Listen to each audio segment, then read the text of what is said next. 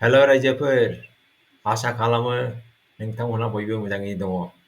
गोजोनथाव खौरां, बर'नि गासै 8 ट्रेडिशनल products, that means दोरोङारि बेसादफोरखौ जोंहा GI Tag registration मोनबाय। बेयो मोनसे गोग्गाथाव बाथ्रा। नोंथाङा ससियेल मिडियायाव थां। गोबां मानसिफोरानो ससियेल मिडियायाव होसो नागिरगासिनो दङ। अनला ओंख्रिया मा बेलाय? नाफामा मा बेलाय होननानै मानसिफ्रा नागिरगासिनो दङ ससियेल मिडियायाव। नोंथाङाबो नागिरहैदो। होमबाना बे प्रडाक्ट्सफोरखौ बांसिन मानसिफ्रा मिथिनो हागोन। नोंथाङाबो थांनानै नागिरहै।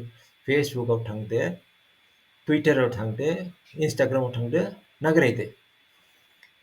आं GI प्रडाक्टनि सोमोन्दै मोनसे बाथ्रा सावरायनो फैदों। आं बे जोंनि बेसादफोरा जे मोनबाय, नोंथांमोना मिथिखागौ। जोंहा आर'नाइखौ मोनदों, रेजिस्ट्रेशन, बड' जौ गोरानखौबो मोनदों, बेनिफ्राय माइब्रा जौ बिदैखौबो मोनदों, बड' जौ गिसि, बड' नाफाम, बड' अनला, बड' गोखा गोखै, बड' नारजि, गासिबो आंनि फेभारेट फुड्स। नोंथांनिबो फेभारेट फुड जानो हागौ। नोंथाङाबो बेफोरबायदिखौ एसे प्रमोट खालामदो ससियेल मिडियायाव। बेयो जोंनि थाखाय बिराद मोजां। जायफ्रा माने हटेल सालायो, जायफ्रा माने आर'नाइ दिहुनो, प्रडिउसार, बिसोरनि थाखाय बिराद मोजां एडभार्टाइजमेन्ट जागोन। नोंथाङा एसे हेफाजाब होदो। दानिया बे भिडिअ'आव आं बे प्रडाक्टनि सोमोन्दै बुंनो फैयाखै। आङो GI रेजिस्ट्रेशननि पिटफल, जोङो GI रेजिस्ट्रेशनखौथ' मोनबाय, GI टेगखौसो मोनबाय। बेनि उनाव जोंहा मा खालामनांगौ? बेनि भेलिडिटि, बे बोसोरसे भेलिड जागोन बे रेजिस्ट्रेशना, बेनि सोमोन्दै सावरायगोन। बेनिफ्राय बेनिफिट्स, GI टेग मोननायनि उनाव बे बेसादफोरा, प्रडाक्टफोरा मा बेनिफिट मोनगोन, बेनि सोमोन्दैबो सावरायगोन।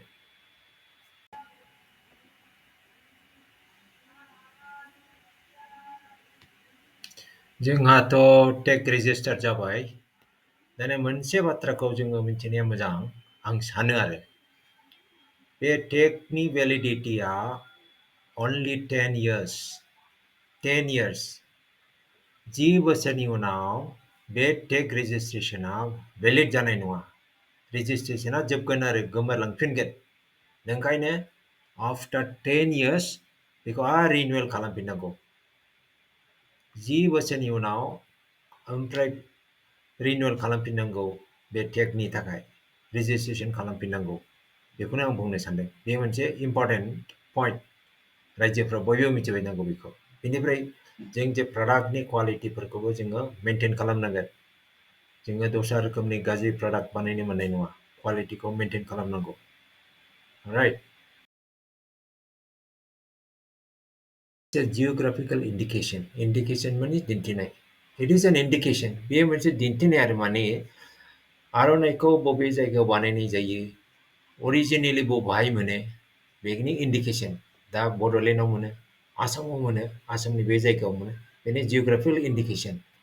बे बेसादा इन्डियानि, भारतनि बबे जायगायाव उजिजेनदों, अरिजिनेट, उजिनाय, गोदान फार्स्ट उजिजेननायखौसो बुंदों दे, उजिजेननाय, बेखौ बियो दिन्थियो आरो।